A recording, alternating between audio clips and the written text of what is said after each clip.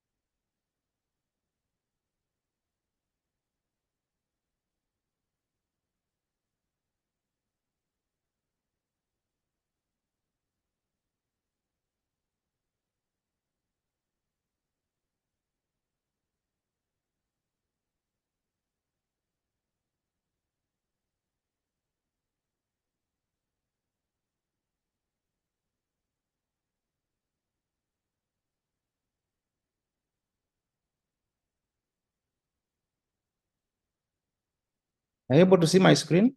Somebody please confirm. No. No, we cannot see it yet.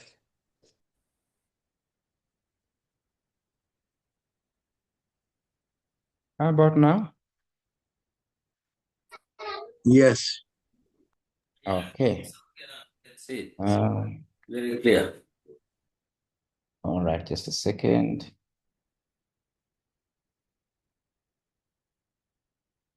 Thank you much. Thank you very much, colleagues. Ours we in group 5 were able to sit and we brainstormed quite a number of possible projects, and we're able to come up with the integrated broiler value chain project. We're looking at this as being a fully integrated commercial poultry enterprise, transforming Uganda's poultry sector through value addition, technology, and modern distribution. My colleagues include our team lead, Robert, myself, Dominique, Anna Mosala, Toko Godfrey, Rachel, and also there's Kabula Rahel, and also Rachel Akamumpa. So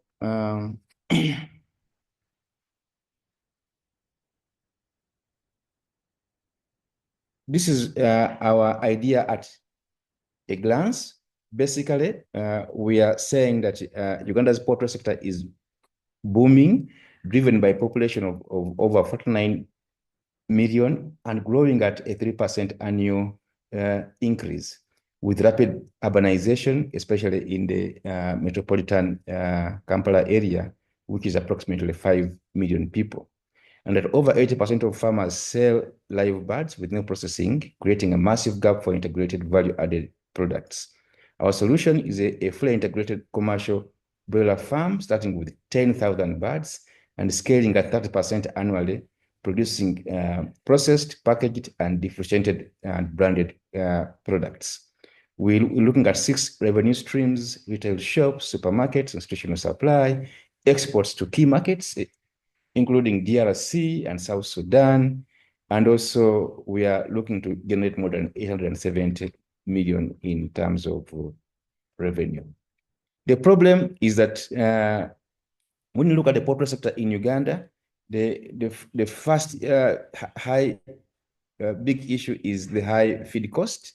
Feed costs account for over 65% of poultry production costs. This is one of the crushing factors that crashes into the margins of farmers. We also have got weak processing. About 80% of farmers sell live birds with no hygiene or value addition. This is true if you go to markets like Nakasero, markets like Owino, markets like Nintinda, Chanja, but also Kalerwe. And also there's disease outbreak are very frequent, basically due to poor biosecurity, but also no cold chain processing. So most of our farmers lose because of challenges associated with the major post-harvest losses because of lack of refrigeration and zero branding. No branding for poultry products is inconsistent quality, but also weak customer loyalty. And we have a lot of unsatisfied export market. DRC and South Sudan alone, their demand exceeds our current export capacity. So the sector is a massive opportunity, yet it is largely untapped.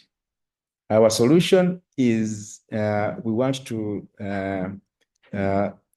procure a hatchery and brooding equipment. These are not very expensive. It's just the knowledge of how you can manage them.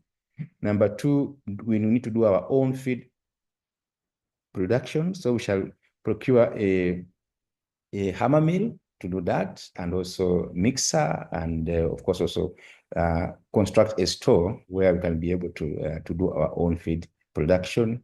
We do broiler farming, processing and packaging, and cold chain. We want to have a small 1 by 20 feet cold chain container where when we slaughter our chickens, we can be able to keep them there for 1 or 2 days so that we don't incur losses. And then, of course, we want to have retail shops in key areas. When you look at the products we want to produce, they will be differentiated. We will have well-cleaned chicken. Nothing will leave our farm live. So we will have cleaned chicken, breast cuts, wings, drumsticks, smoked and marinated cuts, chicken sausages, gizzards, liver, and of late, trotters. They are also selling very, very highly. The key differentiator, Doctor and the team, is that we shall not sell any live birds. Every product will go full value addition. We'll standardize processes. We shall engage in branding, and of course, creating a premier consumer product that commands high prices and builds lasting customer loyalty. Our value proposition will be around for supermarkets, hotels, schools, hospitals, and urban households who need affordable, hygienic, and reliable poultry. We deliver fresh, packaged, traceable chicken products with guaranteed year-round supply and consistent quality. And the key things there is, the value addition and also the traceability. Nowadays, it's very key. So hygiene, and we shall ensure that our products are hygiene and safe through cold chain preservation, inspection, and also we'll make sure that we get licenses from the National Bureau of Standards. Year-round supply starts with the having our own hatchery so that we can be able to synchronize. Our goal is to make sure that we can be able to slaughter every Friday so that we can be able to tap into the weekend market. Affordable pricing will be guaranteed through our own feed production. I said earlier that once we have our own feed production, we shall lock in 30% of costs. So we will be able to guarantee a stable price. And also value proposition is around the cold chain logistics, where we'll be able to supply South Sudan and DRC markets, which are insatiable with fresh supplies. The business model is around having 3 shops in the key areas in Kampala, one in Bugolobi, in Ntinda, and also another one in Kamocha, where we'll be able to brand our shops and sell the products. Hello? Yes, doctor?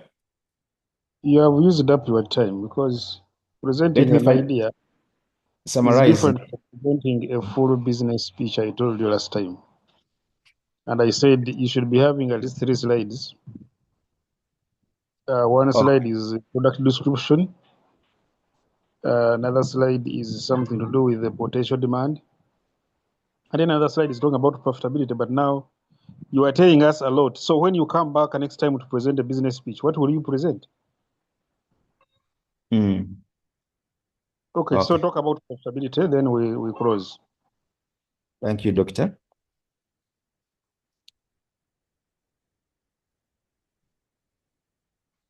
So profitability, this graph summarizes it. Initially, we shall invest 230 million. After year 5, we shall be looking at 2.5. Okay, Joseph, again, this is something you are supposed to be presenting in a pitch. Because now here we need a summary. Like what is the return on investment for the first year, second year, and third year? Finished, one sentence. Okay. For the first year, the return on investment will be 101 millions. Second year, 230 million. Third year, 340, and fourth year, 500 million. Thank you, doctor. I present. Okay, like I noted earlier to the members who are here, return in investment is always calculated as a percentage of the total amount invested. Yes. So when you give us absolute figures, are they called absolute figures? Or if you give us in terms of money, we don't get the picture.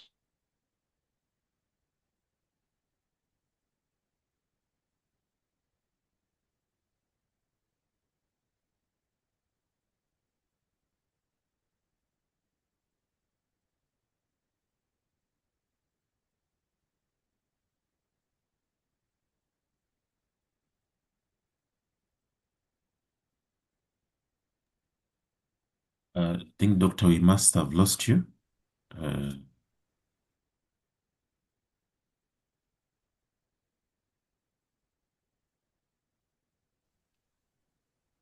Okay, so again, there was a network challenge, but I'm back. I hope you can hear me now. Yes, we can hear you, doctor.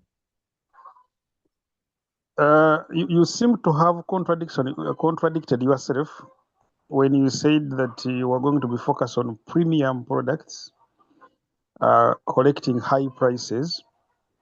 But at the same time, you said you are going to ensure that you supply at a low cost, since you're going to be saving money by producing your own feeds. So I'm wondering, why do you have that contradiction? Meaning that you have not decided how to focus on on where to focus. Are you sure you want to do premium or you want to do low cost? I think, doctor, that was when I think I was talking about the market analysis, where I was saying that we will be able to guarantee prices because we are locking in a 30% savings because we are doing our own feed. So we will be able to have a consistent pricing all year round because of that.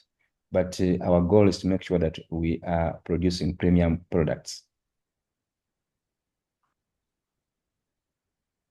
Anyway, I don't understand your explanation, but let's go to that issue of premium.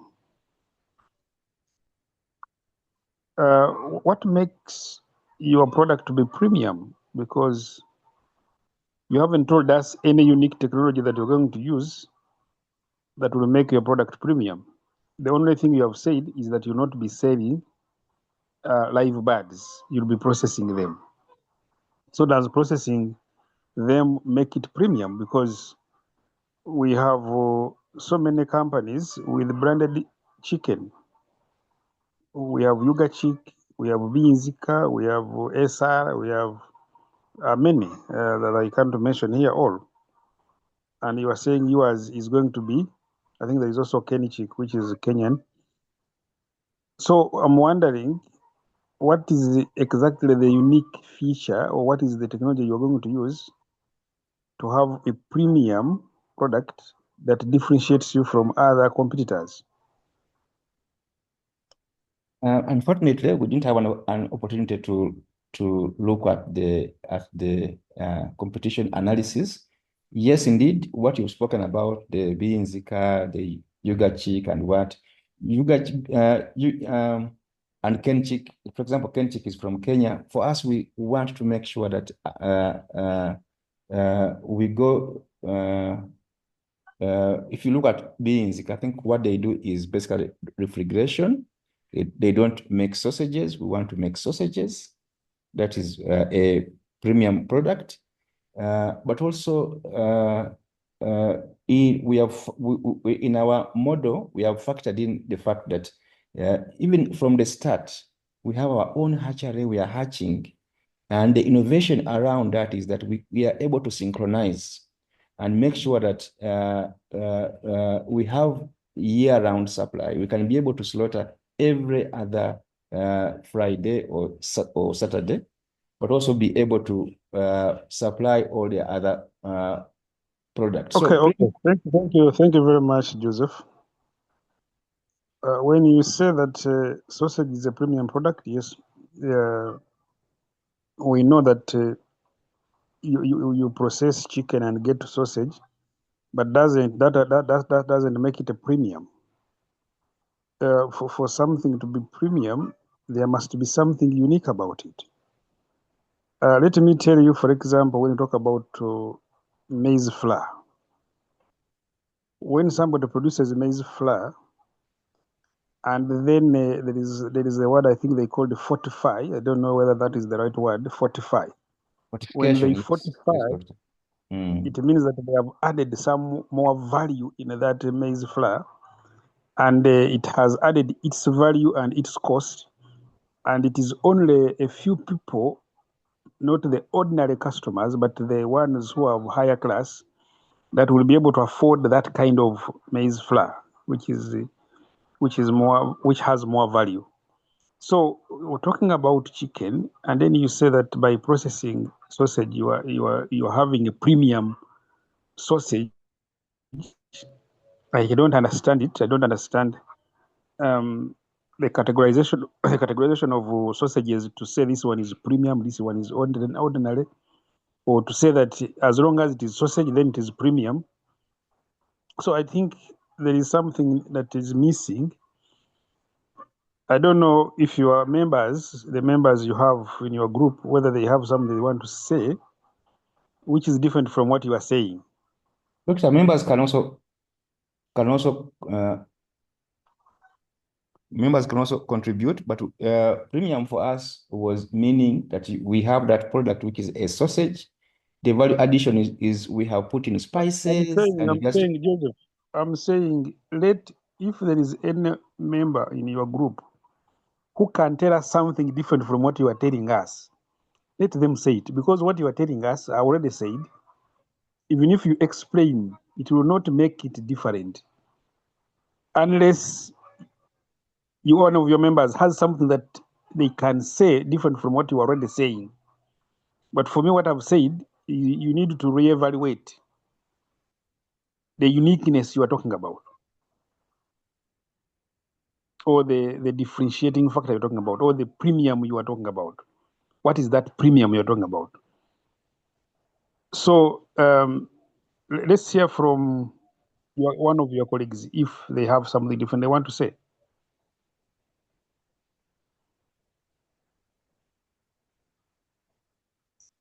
Okay, it seems none of your members has a different thing to say. But let me tell you one thing that you can think about. If the chicken that is abundantly available on the market is reared conventionally, using conventional means. So they are using, let's say, manufactured antibiotics, the usual antibiotics. The concentrate they are using is also the manufactured concentrate. Maybe it has some ingredients that are chemical. And for you say, okay, for us, we're not going to use the ordinary concentrates that is imported. We are not going to use the antibiotics that is already available on the market. We don't trust that one. It may not be healthy. And you are saying you want to produce a special kind of chicken which is free from the antibiotics, and therefore you are using local means. You are generating your own proteins from soybeans, from what? There are these insects which you can crush, and then you get the ingredients from them. So you rear those yourself, and then you crush them, and you produce the vitamins from them, animal vitamins. So if you can convince us that's what you want to do, and therefore your chicken is going to be purely organic, free from any chemicals, then we can understand what you're talking about, that you are producing a purely organic chicken. But if you are doing the same thing that others are doing, and then you are saying for you have a premium product, we can't believe you. That's what I wanted to comment. But all the same, your submission is good. Only that you were too elaborate, and yet we needed a summary of that. Okay, members, can we have? Is there another group that wants to present, or do you have questions and comments for this group?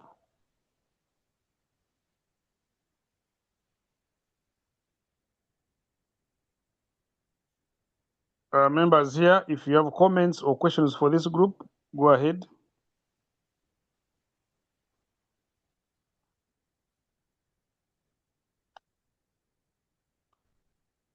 Doctor, for me, I think it is a good presentation. I have no any question, and you have highlighted areas of improvement. However, I think the group needs to come up with to explain for us that premium issue, so that we all understand what they intend to mean. That is my submission, sir, Doctor. Thank you. All right, thank you very much, Houston, for that observation. Other members, do you have any other comment for this group? Yes. And yes, go ahead. Yeah, thank you very much, Doctor. I'm one of the group members, and I want to thank Joseph for this nice presentation. And Doctor, I also want to thank you so much for your guidance. I think what we've presented is business pitch. It's not just a business idea.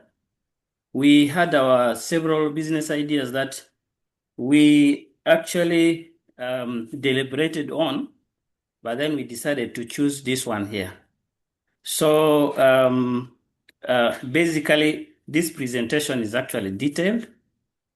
And maybe what I would request from you is if it meets the standard of business pitch, and if it doesn't, maybe we can go and rework on it and maybe fill up some of the gaps. But otherwise, this is, of course, a business pitch.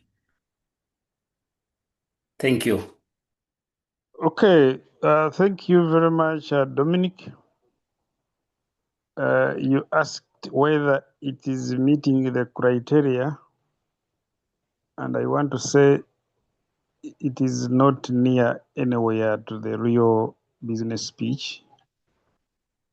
because it has not answered any of the key questions. And what are the key questions? If I point out the three key questions, one is the market potential. Can you give us the market potential, not in words, but in statistics? You should be having a graph or a graph or a chart demonstrating that you are seeing the current market is big and that the potential expansion of this market is huge, and therefore you cannot satisfy it in the next 3 years. Remember, I said this should be a 3-year plan. Then after demonstrating the current and the potential market, then you should tell us how what percentage of that market do you want to get, and what will you do to get that percentage of the market. That is now where you are going to be telling us the uniqueness that you are talking about, the differentiating factor that you are talking about. And this should be something that everybody is able to see that you really what you are proposing is unique. That is the innovation. That is the competitive advantage. Can you demonstrate clearly that when we do this, then we shall be standing out from the crowd? So that innovation, you see that I've been asking you seriously to explain that, and you haven't been able to explain it very well. And then the third one is the profitability in terms of return on investment. You should be able to tell us that if you invest in this project, if you put in 10 million, at the end of the first year, you'll be able to get 4 million in profit after tax, which is 40% of the investment. And maybe in the second year, it should be able to grow from 4 to 6 million, which is 60% of the profit. Sorry, 60% return on investment after tax. So that should come out clearly. And like you've said, you've indicated how you will minimize costs. So that means that if you have put in 10 million and the company is able to make sales of, let's say, 30 million, then the cost of that, the cost of production, is expected to be, because if you're talking about 40%, then the cost of production should be around 18 million.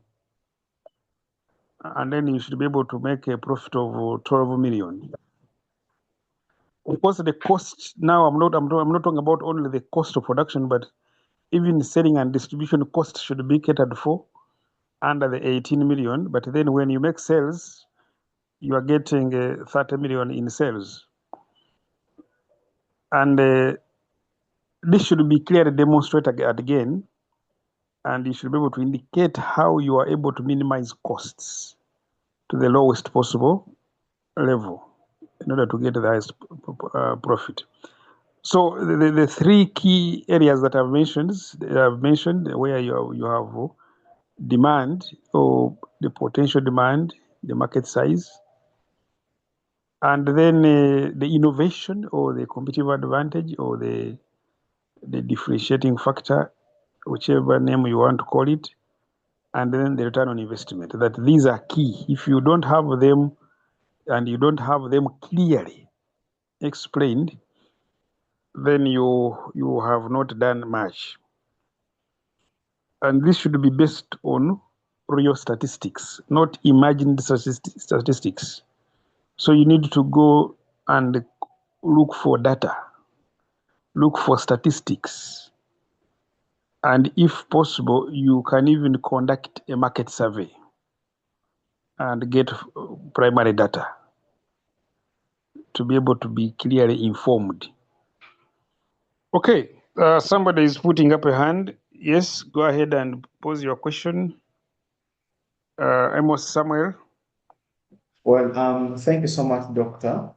You actually answered my question already, though I felt it's also important that I should add a little. And I should have, let me also say that question, even if you have already answered, it might be a different question, which you may also have more light. One, when Dominic, my colleague, talked and he said their presentations is more of the business pitch. So in my research, when we were doing, because last class you told us this class, we are going to have our presentation for business pitch. And I was thinking we would be having that after those other group of people have finished, about 2 groups that were supposed to do their business planning, business proposal, business idea presentation. So when he said this is a business page, I asked myself, the flow is quite different. And most of the question that you ask us that we should have to work on our business idea presentation is quite not aligning. So I was a little bit in confusion whether we really did the right business pitch, because it might be prone to rejections of the work. Like the other time when we brought our business ideas, you had to give us a session break of about 10 minutes for us to realign. So that's what I wanted to make a little comment and clarity on that. So if we are going to present our business pitch, is it supposed to be like that one of Lada, Dominic? Then it will be quite different from what we did the research. And we came, the video we watched, and we saw people were defending their business pitch in form of statement and coming up with a few product samples, So that's what I wanted you to possibly give that highlight. And then I see if really we are on a good track. Thank you. Doctor, sorry, let me interject a bit. We did correct our business ideas like you have advised.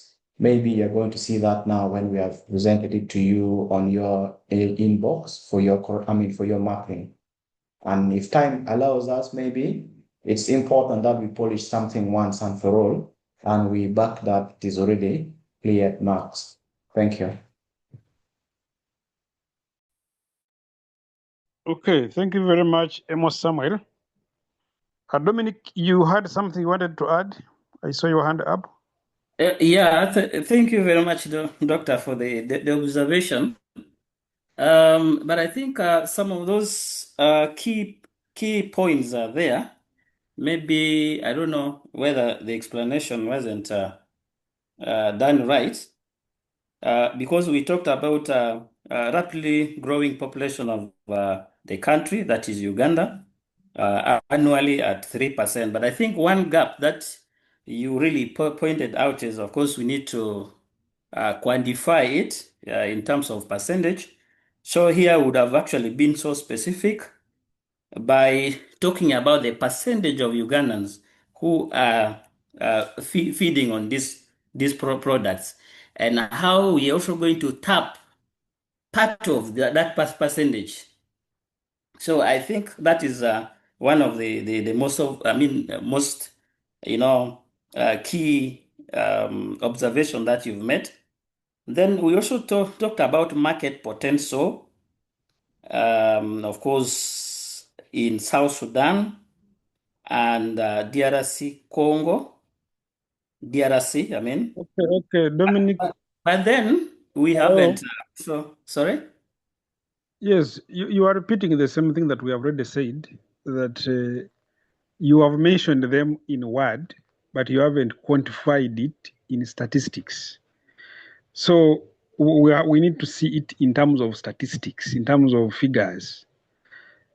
So basically that is what you need to do in the next presentation. Okay.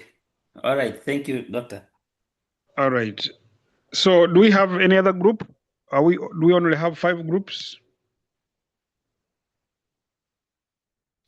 Yes, Doctor, we have only 5 groups, and that was the last group that didn't present last week, so last weekend. Probably, Okay. as per what Amos was suggesting, is for them to redo, but that's it.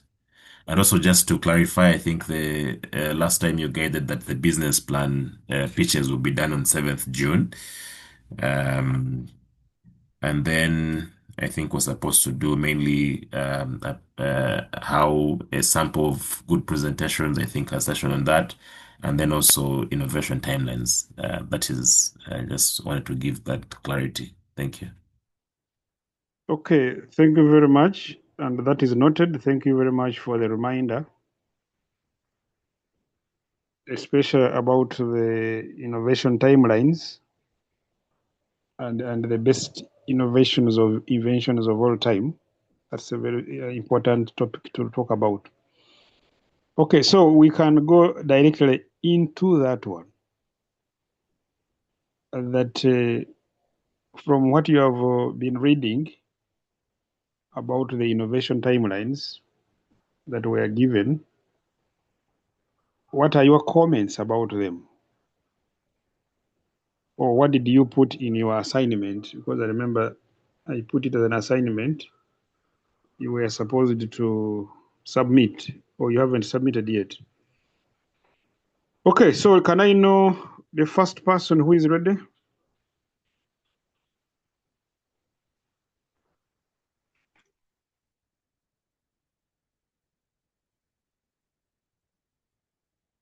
Under the innovation timelines and the inventions or innovations of all time, what did you put there? I want to hear from at least 5 people before we can conclude that discussion. So who is ready to give us their submission? Joan, you can go ahead.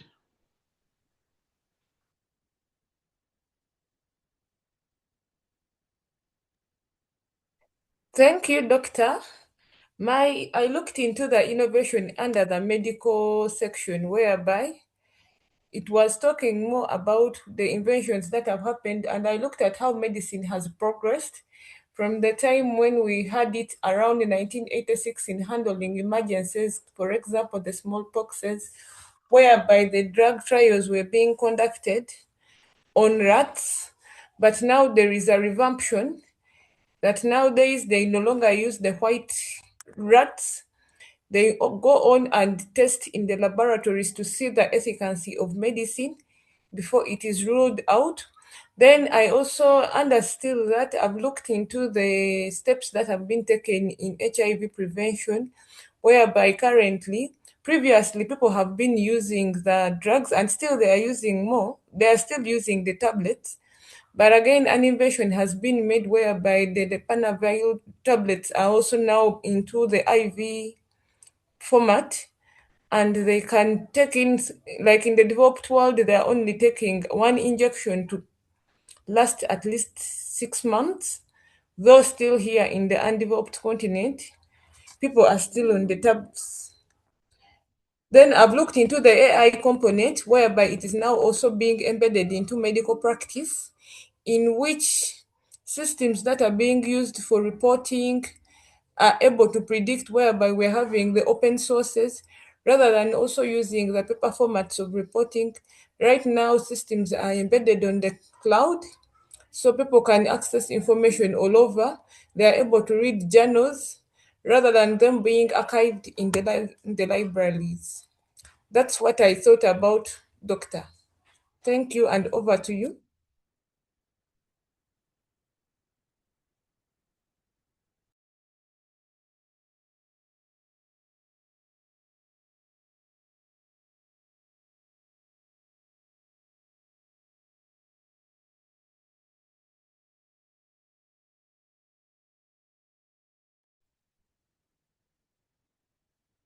Doctor, you're muted. Unmute.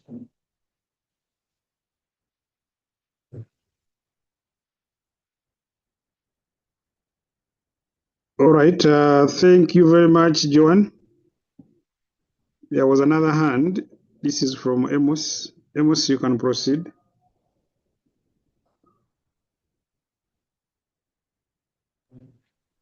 Thank you so much, Doctor. Mine was not so far. Being an accountant, I never took it so far. I brought my innovations into my pocket. Money evolutions, where the timeline of money and payment innovations illustrates our financial system have continuously evolved to meet the changing needs of the society at the moment. So I began by looking at the beginning with the mined coins, and around that is about 500 BCs, and they were advancing up to today's digital payment system.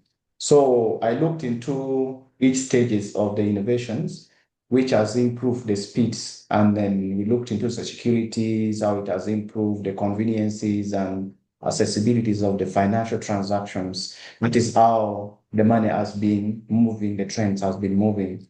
Then the evolutions of this money reflects the growing influences of technology on trade. I looked into that.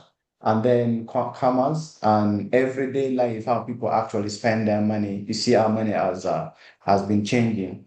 So the earliest innovations highlighted is mined coins, which started with, which introduced a standardized and trusted form of currencies. So coins were simplified trade by replacing inefficient barter system, and that was providing recognized value across markets. Then we see around 600 AD there, the printed paper money emerged, offering a lighter and more practical alternative to metal coins. Yeah, we saw how these things has been moving.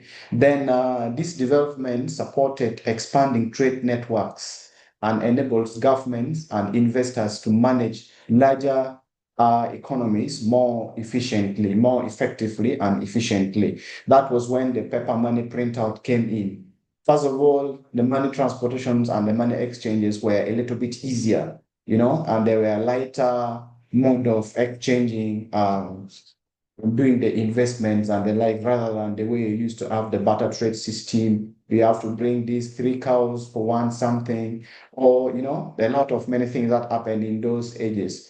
So by 1659, checks invention came out.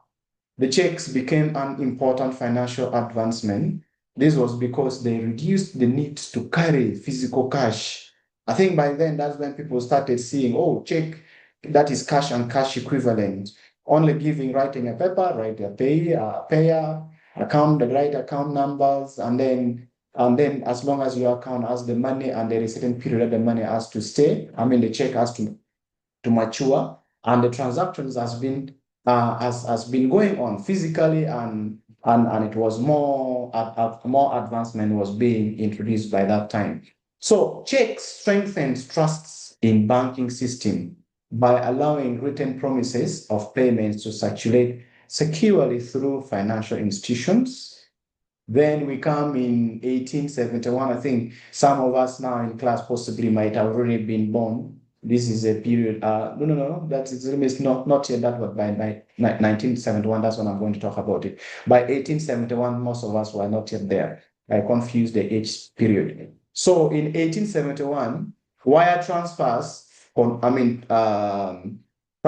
transformed financial transactions by enabling money to move electronically over long distance. I guess now you understand. From checks, now we came to wire transfers, So the financial transactions, by doing so, money were being moved electronically over long distance. Someone here in Uganda can do transactions in US. Someone here in Uganda can do transactions in any other part of the world, because they can easily initiate that thing and it proceeds. So these innovations made international commerce faster, safer, more reliable. you know. So things has been moving. So when we come in 1960s, now this is where now I can say maybe the gurus have already been born, the way they say. I cannot pronounce that very well. They introduced credit cards and automated teller machines. We call it ATMs. Anywhere there are ATMs nowadays, the advancement has come. Some of them, if you are to go the other part where I'm going to go into the advancement which has reached, I'm going to talk about it. So which modernized consumers banking. Credit cards allow people to make purchases without immediate cash payments, while ATMs provided convenience access to funds at any time. I want to pose this question in this class. Is there anyone who is having credit card, or all of us as debit cards? Of course, we need to differentiate that. These are two different cards. Credit cards allows you to get transactions even if you do not have the cash at that time. So they have trust in you that your bank account will definitely have the money, so you can overdraw. And then at the end of the day, the money is being settled. But with a debit card, where right now maybe the system has changed a little bit due to maybe too much people in the market that they know how to handle things, they need money to be in your account, then they have to give you a debit card. So with that, this development increased conveniences and encouraged the growth of the consumers' economies. That one was one of it. So a major transformations occurred in 2008. I must say most of us were born, I for one was already in the world by that time. Most of us also around was already around by that time. So with the rise of the faster payment system and the cryptocurrencies such as Bitcoin came in, digital transactions became nearly instant, in 10 years, while online and mobile money services gained widespread popularity. Yes, right now you see mobile money is being done, M-Pesa, Bekasus, payment through Bionics, payment through Uganda. There is a lot of many platforms that people encourage making that payments, and almost every country has got their form of mobile money of how they make that payments. So you realize these platforms, like I said, FlexiPay is one of them, Pegasus, Bionic payment system, now allow customers to make secure transactions, even using your smartphone right now, doctor, you're inside. You can even transfer money into our mobile money. By examples, you can even do that. You will see the money reach to Samuel here in Yumbe. So that is a new technology that has come right now. So the smartphone devices can do that, just at your convenience. So at the same time, blockchain technology and cryptocurrencies have introduced decentralized financial system that challenge traditional banking systems. The world is moving. Money is moving right now. As you're moving, money is also moving. With the new ways of seeing how people are investing. Yes, I can see Doctor has presented something there on the chat while making my presentation. So all those are the movement of the money, money movement into evolutions, into a current way of how handling money right now. Today, payment innovations is highly digitalized and globally connected. Many countries, companies, and NGOs where most of us are working. David, you know that very well. One of your organization is one of the biggest NGOs in the world.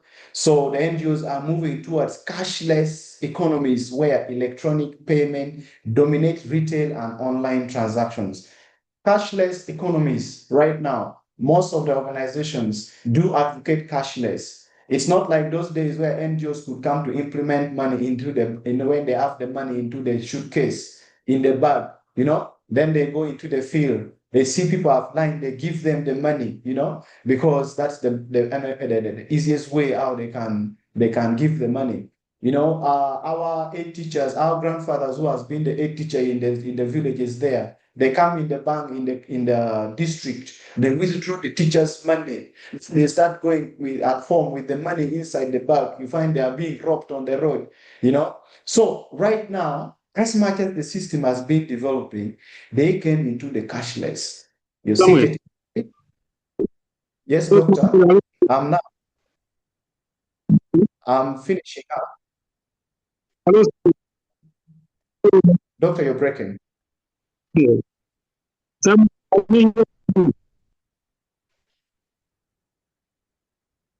Excuse me, doctor.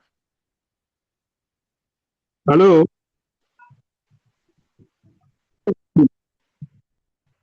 Doctor, I can't hear you. You're breaking. Okay, you finish. Okay, thank you. So in my last bit of the presentations, over the next decade, payment systems are expected to become more intelligent, automated, and inclusive. Digital wallets may replace physical wallets. Mobile money banking and digital finance may also expand financial access for millions of unbanked people worldwide. However, this all has been coming with its own challenges where we have to see how can we regulate them and then we'll be having the strong protections. Otherwise, doctor, thank you so much. That's what I have researched about. And it's one of the individual coursework that you told us that we should also handle on our e-platform. And I submitted it already for your marking. Thank you. Have a good morning.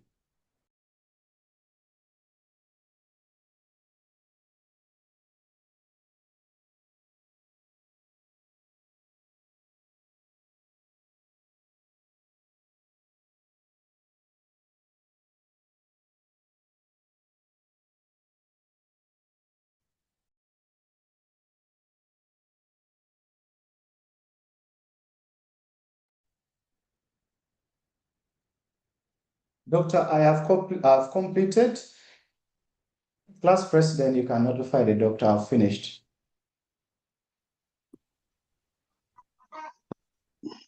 Hello. Okay, I think now you can hear me. Yes, Let's hear hello, from Dominic. Yes, Doctor, thank you very much. And Kenyatta, thank you very much. I think my presentation is not really far from Kenyatta's, but then maybe the way actually I put it is quite different. But of course, all about the evolution of money. The evolution of money clearly shows how innovation has improved the way people exchange value over time. In the earlier stage, societies of course relied on the barter system, where goods and services were exchanged directly. However, this system was insufficient because both parties had to want what the other offered. To solve this problem, people began, of course, using commodity monies such as cattle, salt, and grains, which had recognized value. As trade expanded, metal coins made from gold and silver were introduced, offering durability and standardization. This was followed, of course, by the development of paper money, which made transaction easier and more convenient than carrying heavy coins. Later on, the rise of banking system also allowed people to store money securely and use instruments like checks, marking a major step in financial innovation. Now, in modern times, that is now, money has shifted rapidly towards digital forms. Electronic payments, mobile money, and online banking have made transactions faster, safer, and more accessible.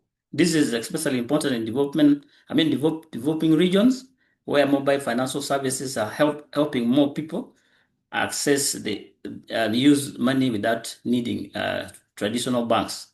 So currently, innovation in money is focused on cashless systems and digital currencies, enabling instant transactions across distances. Looking ahead, the next decade is likely to bring even more change. There will be increased use of digital payments, improved security through technologies like blockchain, and greater financial inclusion through mobile platforms. So overall, money will continue to become more efficient, accessible, and technology driven. So basically, this is how I've looked at timeline innovation of money. Thank you very much, Doctor and colleagues. I submit. Okay, thank you very much. Those who have presented about money, I want to say you're missing out to an important aspect that I expected you to be mentioning. And this is an aspect where I don't need to go with anything to the store to buy what I want to buy, to the supermarket.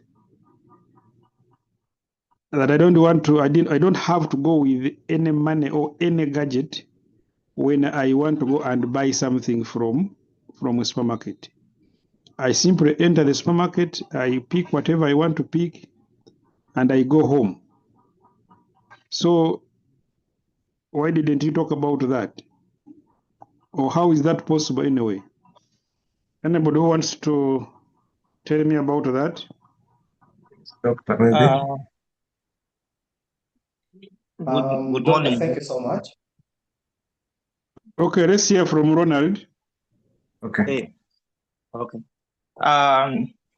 What my colleagues have presented, I'd also wanted to present on money, but also what you said is what I wanted to say, because nowadays, even authenticating money, nowadays we have moved away from using even pins only.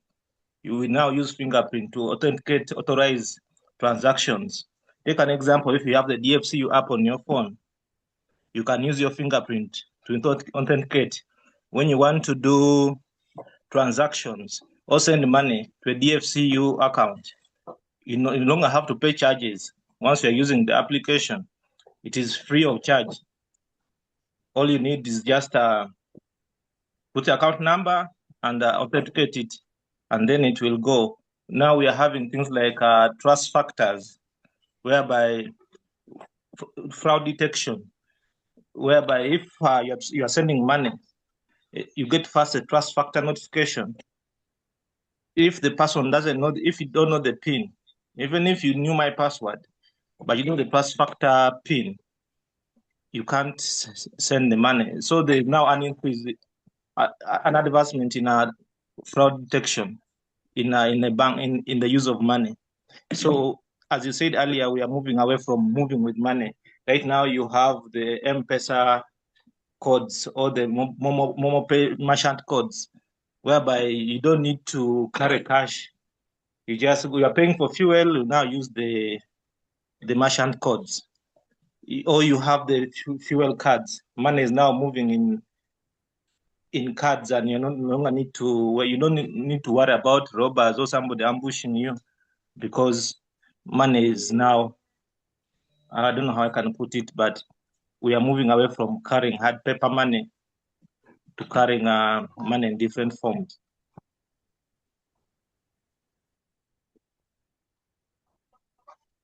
Okay, thank you very much. But it seems much as you have given us some information, you have not specifically answered my question. So who is answering my question? Thank you. Hello? Doctor, answer so many, I may fail to know that you have selected me, but I feel that is the most important part that I skipped out. And in my mind, when you talked about that, I was thinking that you reached in the supermarket, maybe Tasky supermarket, picking the items and they arrest you that you're a thief. But actually, it is possible, I don't know right now. It has not yet reached that point, but what you are communicating about is about biometric payments, that is device-free money. I think I almost hinted it some part, because right now we're doing the cashless, that's why I stopped at, but still you have some device to support you get that money. But when you reach at the point of free money movement, I mean, where you go into a store and then you get the items, a set of TV, you do not carry any phone, you don't carry any card, or in other thing. The latest stage right now basically talks about that bit of it, though I did not research much, but I have thought about it. Like, if you go into a supermarket where the world has to invent is the fingerprint, where if they have something in the supermarket, you go into the supermarket, then you put your fingerprint, and the fingerprints alone takes you into your banking system. So, meaning we need to develop the national ID, we have to incorporate the banks, we have to incorporate this internet system to be so efficient, and this is going to be a sophisticated part of it, because if I put my fingerprint, it has to give my detail in the bank and give me the amount that I have, and then it has to transfer the money from my bank into the supermarket. So fingerprint can work. Then the other part of the facial recognitions, I go and put my face. We have seen at least this one in the movies where someone goes into a lift, you don't press anything, just put your face and the lift open for you. So facial recognitions can be part of it, or iris scans. You saw I bring this part from the movies that I've been watching. I love watching movies at my free time, very, very free time. Someone is supposed to open a suitcase, he needs his iris. Someone is supposed to initiate or activate something, he has to put his eye. Only his eye is enough to do that. So all voice recognitions or palm scan. So I think that is the latest bit now that I think the world or individuals has to transform. And we have to see, you don't move with anything. It is just me, Amos, move into the supermarket, transact something, come out with my set of TV. So the biometric system can work. Thank you, Doctor. All right. Thank you very much, Amos. You have answered my question.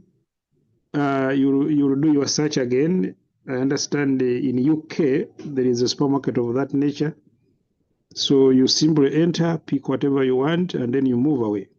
You don't even have to use a fingerprint. The cameras capture you, and then they can detect your face, and like you have said, the cameras can detect your iris. I don't know whether it is called iris. Okay, so remember the question was asking you to tell us what do you think would happen in the next decade or more in the next 2 decades. And that's now what we are trying to think about. We are trying to think beyond the current situation. That if God gives you life to be present in the next 2 decades, what kind of technologies shall we abandon? Possibly there will be that time when you don't have to carry a mobile phone and be worried that people will steal it from you. You can do all the communication you need without using any gadget. So you have a chip within your hands that can enable you communicate whatever you want to communicate. Even when you want to send an email, possibly you can dictate the email and it is sent without you having to touch the gadgets. So the gadgets, therefore, will have less value. Okay, let's go to the next presenter. You see the hand is up here.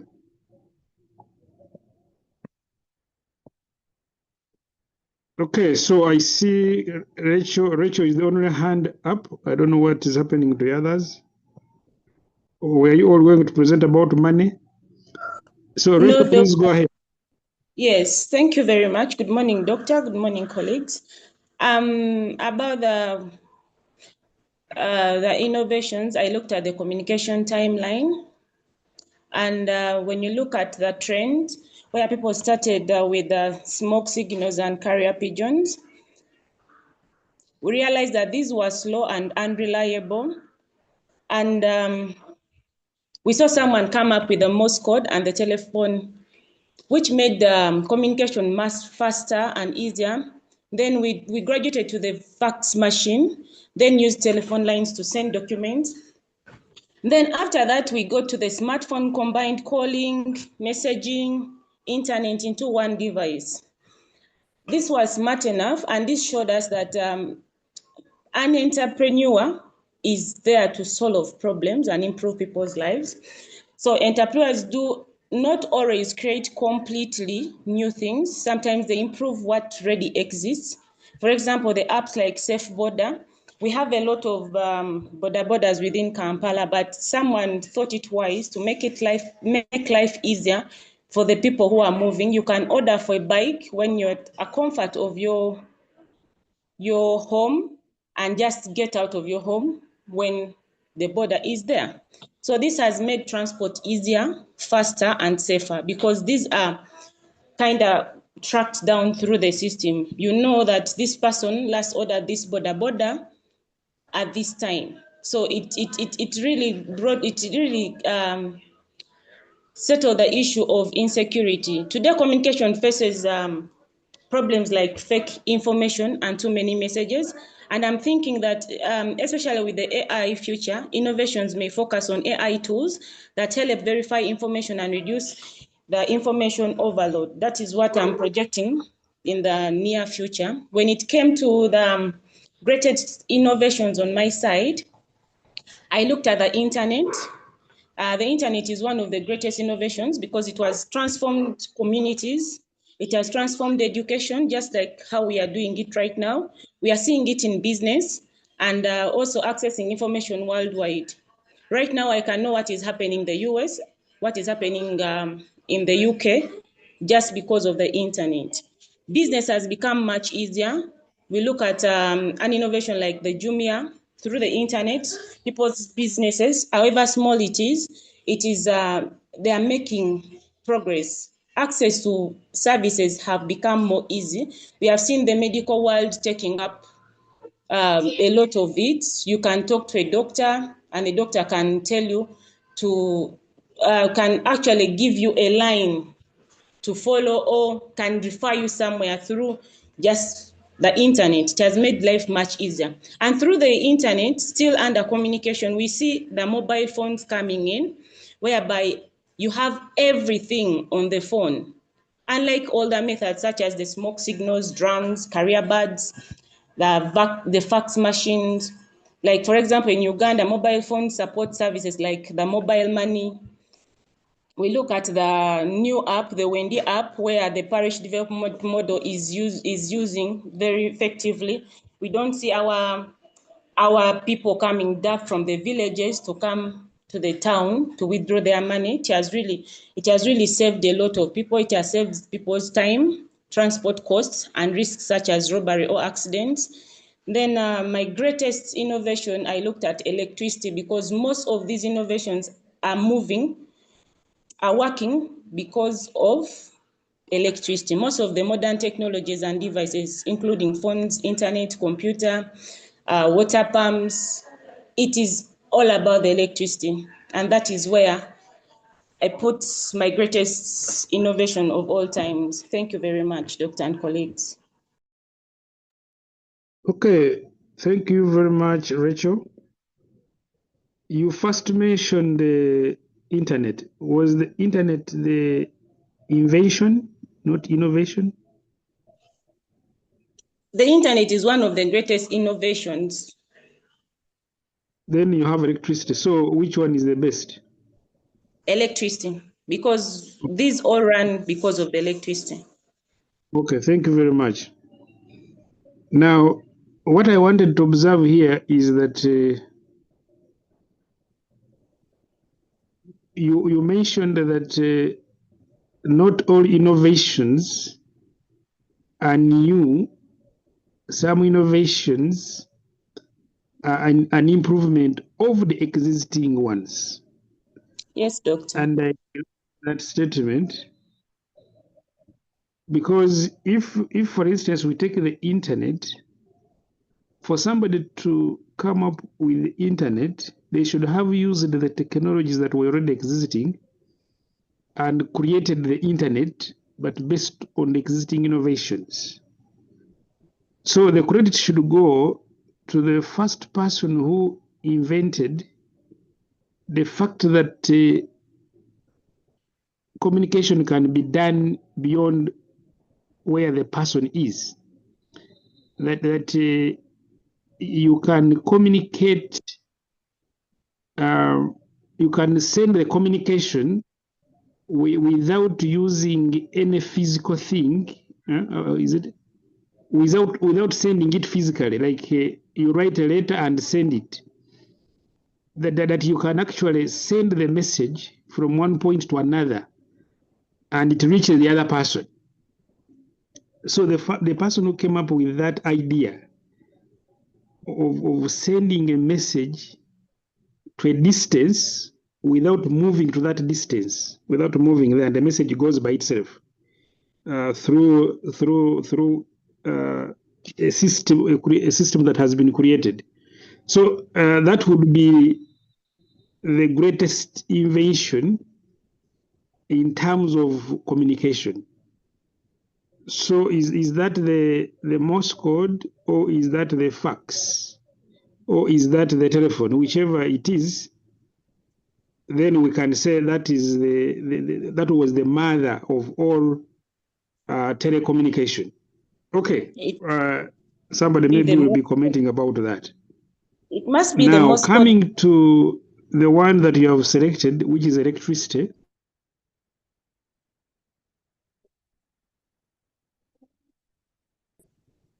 They must have got the idea from the one who discovered fire, because it is about power. It is about energy as a source of energy.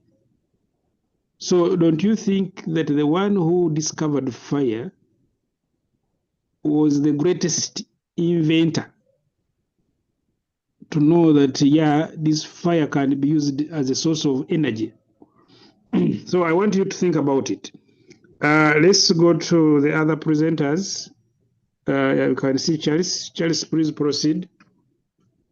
Thank you, Doctor. Mine is on the same topic, but I wanted to add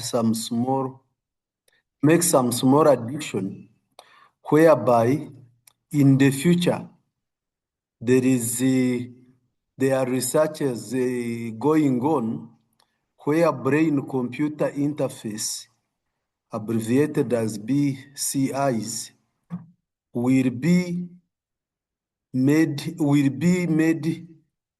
There will be direct communication between human brain and digital devices.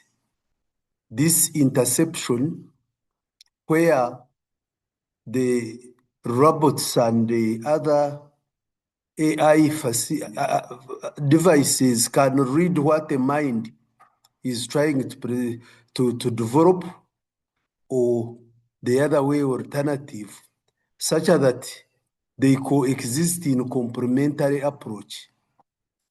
When these and there are many others that may be in developments which show that communication will continue evolving until such a complex approach. Thank you. Okay, thank you very much for that addition. That was a very important addition. And like I said earlier on, I'm looking forward at a situation where I don't have to carry a phone to be able to communicate. So if I want to communicate, I just think about somebody that I want to communicate to, and then the message goes to that person that so and so wants to talk to you, and then they also have a way of communicating to me without me having to dial the number in the phone or to carry a phone around.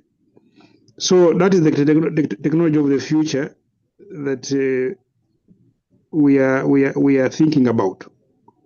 Doctor, at some stage there was an allegation that humans were to be connected to some equipments in US where they would understand much about you by the facility that they put on you.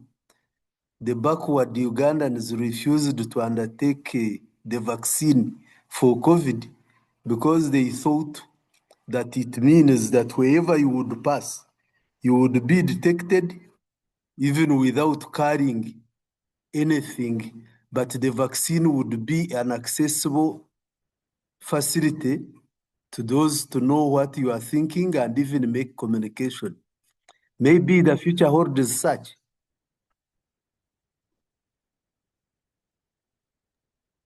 Okay, thank you very much. Let's hear from other presenters.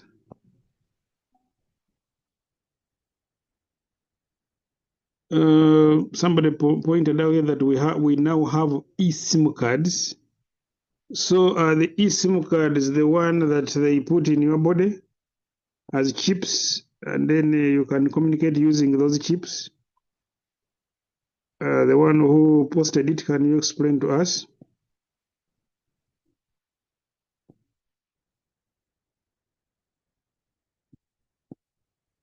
Members, are you already tired? I can see you are quiet. Yes, Yes, Alfred, you can proceed. Hey, somebody Yeah, wanted to say? thank about you, the Alfred. eSIM Doctor. cards, realize that MTN and Airtel have options. If you want a hard card, they can give you the hard card, and then you have the eSIM cards. You can communicate when you don't have a physical SIM card in your phone. Okay, thank you very much for that input. Let's go to Alfred. Alfred, please proceed. Yeah, thank you very much, Doctor. Yeah, I'm just a bit confused on the area that one can communicate when has no any device or any communication device in place. Is it in relation to the chips that were introduced during the COVID-19? Or what are the other innovations that it will make humans to communicate even when there's no communication device in place? Okay, thank you for that question. The issue of COVID-19 was just a suspicion that Americans wanted to control human beings by injecting them with the vaccines. And people thought that possibly that was a way of wanting it. So it was not real, it was just a suspicion. But the technology we're talking about here is a technology that has been used in some advanced countries like Sweden, where they can put a chip in your body, and using that chip, you can be able to communicate with other people who have the chip within their body. I think that is something like that. Yeah, but again, that means you still have a gadget. You still have something that you are using to communicate. Yeah, but these are things that we are thinking about, and we think that they may happen in the near future. We are not saying that they must happen. It's just a thinking. I think it was someone who was saying that he likes watching science fiction movies. If you watched a science fiction movies of 40 years ago, by that time it was science fiction. But currently, you may find that most of the things that were talked about in that movie, which were seen to be impossible at that time, have come to pass. So, in other words, some science fiction movies can actually inspire innovators to actually go ahead and create what has been put in those science fiction movies. So in the same way, as we discuss about these issues, you may realize that your mind can be triggered to think beyond what you have been thinking about, and realize that there are things which are possible, which can be done, which you never thought about, that these things can be done. Okay, let's proceed from there. I appreciate those who are posting here. David, you are saying that increased adoption of digital currencies, official recognition and adoption of cryptocurrencies by the central banks of different countries, further reducing the reliance on physical cash. Okay, much as we do not understand much about the cryptocurrencies, I know there are many people who don't understand the cryptocurrencies and how they work, and many people are very skeptical because there is also fraud in those cryptocurrencies. So, yes, but it is good to appreciate that this is the future technologies, or that is the future technology that we expect. Okay, Alfred, again, your hand is up. You can go ahead and give your submission. I want to make some comment. Excuse me. Yes, go ahead. Hello. I Please go wanted ahead to and comment about. comment. Yeah. I want to comment about the cryptocurrency. Excuse my voice later on. I'm not feeling okay. You know, this cryptocurrency is not that good technology to be embraced because as we advance in technology, the crime also advance in different ways. I realized in 20 was actually I was a victim of this cryptocurrency. Somebody lured me into it, and I believe it was something that can help in different way. But I ended up losing $2,000. I think if we embrace it in the future, I think something needs to be done about it because the more we advance, crime also advance. This is what I have to comment about it. Thank you. Yes, thank you very much for your comments. So we have to be very cautious with advanced technologies. Yes, Samuel, you can proceed with your observation. Well, thank you, Doctor. Yes, I will not talk about cryptocurrency. That's what I did research about in my evolutions of time, money, timeliness.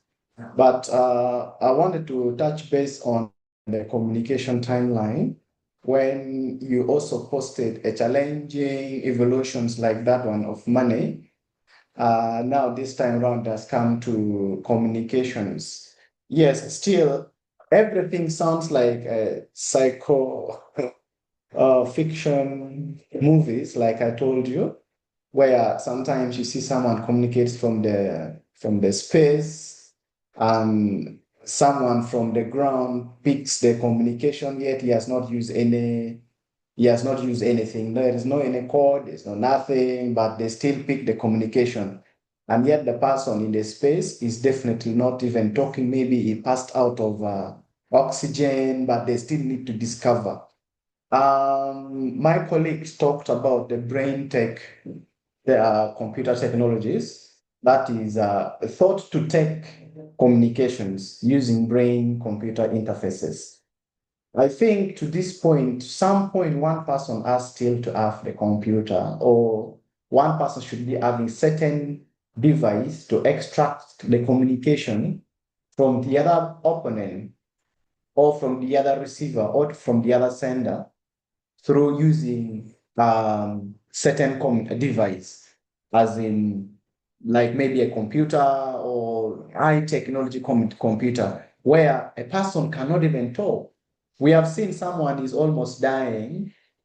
Like I told you, Doctor, most of this thing I'm going to refer to a movie. It's so much psychometric that someone can talk, but you need to find out what was his last communication. Yeah? If you watch this movie, everyone is a witch. They were using certain device to pick some communication from this person, such that they decode it from here, and then it brings some meaning. So I think with this is through thought tech communication using brain-computer interfaces. That's when they can extract the communication from you, and then you can also send the communication, and then someone will really understand it. But I have not seen it yet, and I've not yet heard about it. But I think maybe that's where the world is going to, where they can get the communication from me without I did not say anything. Maybe if I become the next president of this country or the bank governor, then they need to know something. Thank you, Doctor. But that technology exists. When an airplane crashes and they are trying to investigate what caused the crash, the voices can be extracted of what was being talked before the aircraft crashed. So that Yes. technology of extracting voices exists already.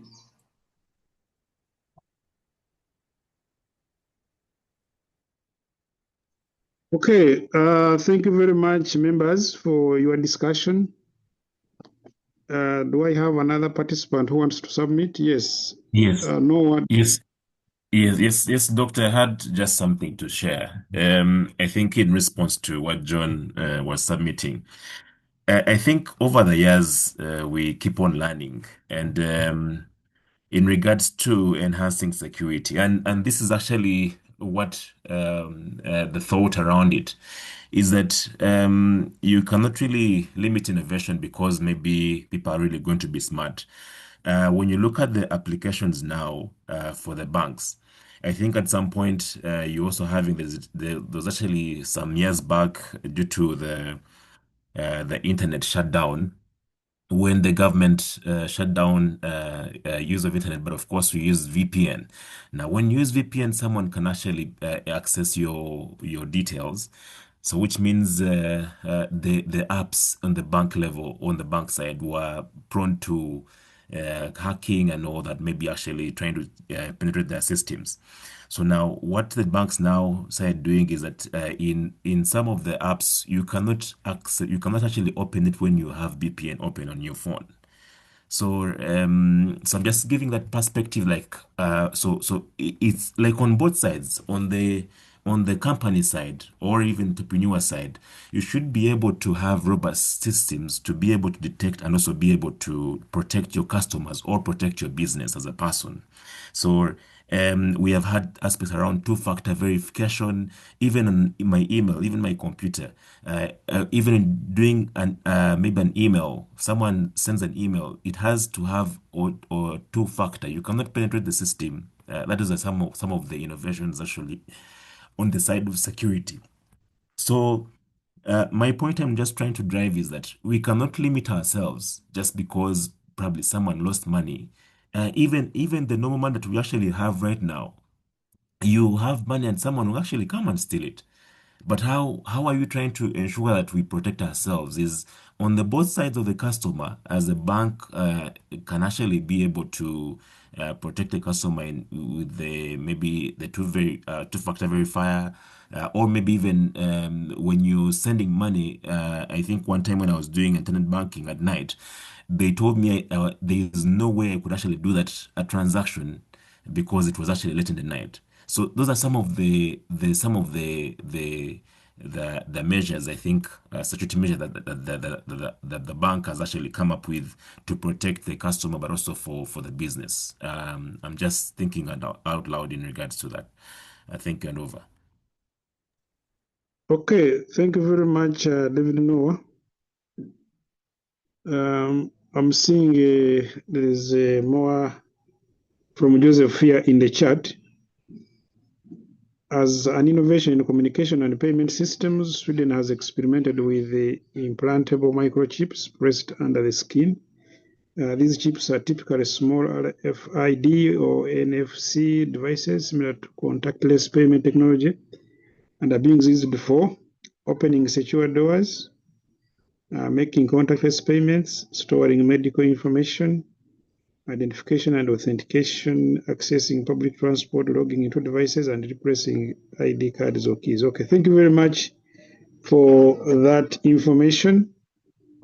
And then lastly, we hear from Alfred. I saw the hand of Alfred up.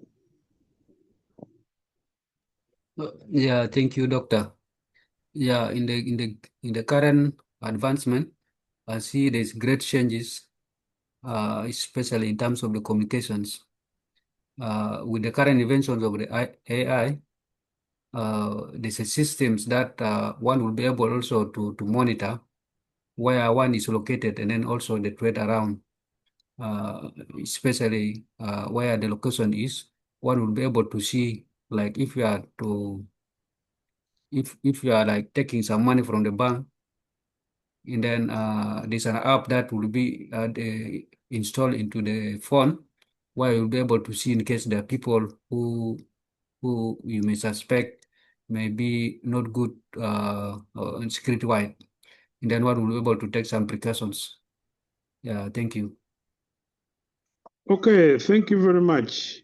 We have not had somebody talk about the timeline of transport, but I would like to hear only one thing.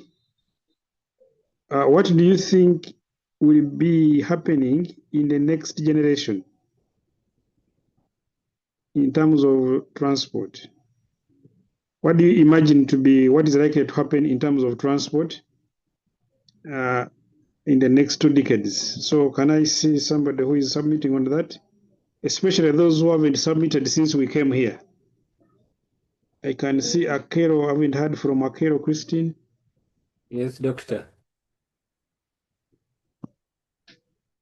When you mentioned about transport, there is this innovation that came into my mind in Rwanda. Actually, I think it is in Rwanda now. Well, there is a kind of a taxi that only carries 2 people. It's a kind of a car but can fly. I think I saw it also in China before they brought the innovation to Rwanda. So I think the innovation started in China, and then they're trying to experiment it in Rwanda. So I think this came about as something to beat congestion. So, and I think for me it would be a good innovation in places like Nairobi and Kampala, where there's a lot of traffic at peak hours. So you take that taxi to you, and then you're dropped home. It's kind of a flight anyway. And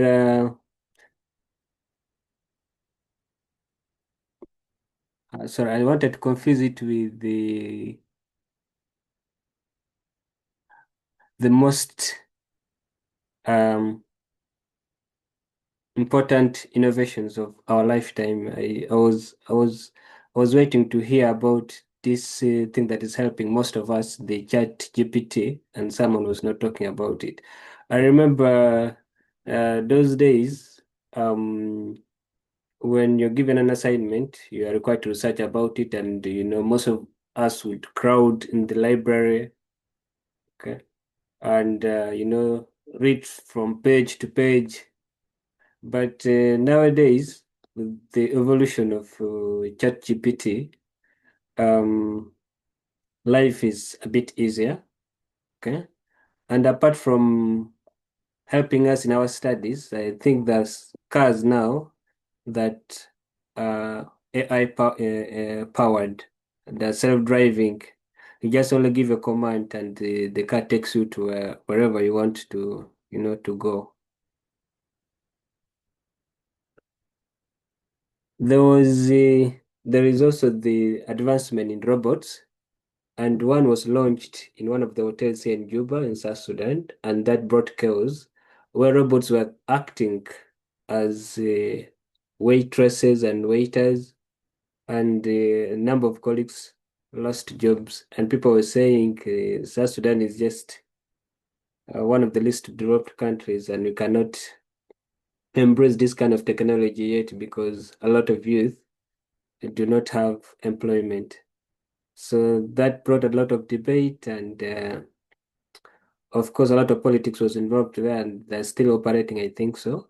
And we also have robotic surgeons that perform in hospitals, and they don't get tired like humans, where you have to change, where doctors have to work on schedules.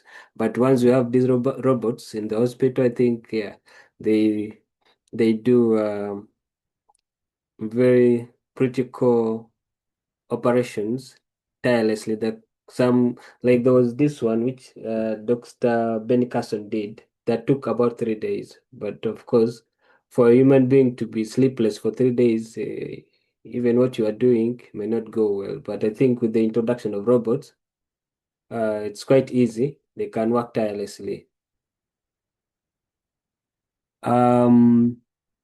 There are some colleagues, I think, they can attest to this.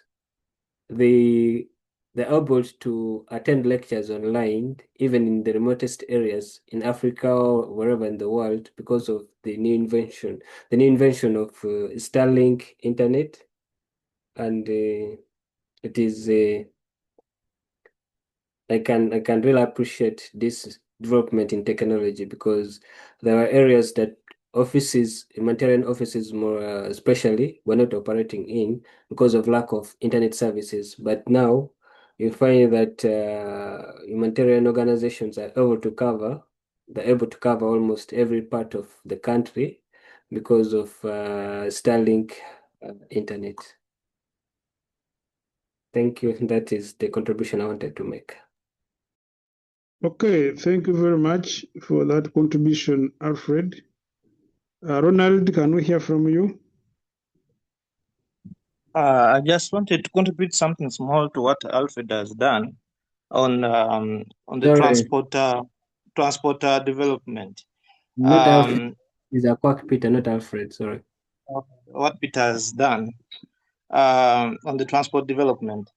A few days ago, I was watching the Beijing Motor Trade Show, whereby now the future of transport is that we are going to be having multi-purpose vehicles.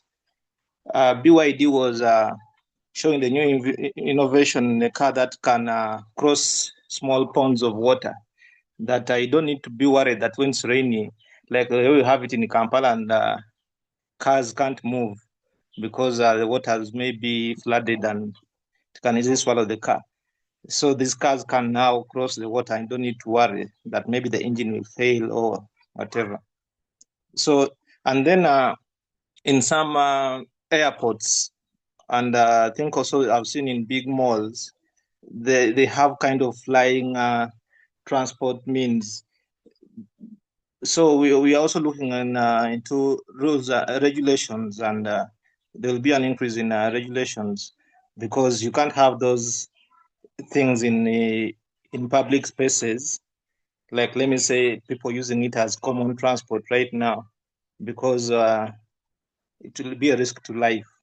So we shall see an increase in rules and regulations also in the transport sector, and also as these new technologies come in to be used in public spaces, like as a means of transport, and not being limited to airports and maybe malls.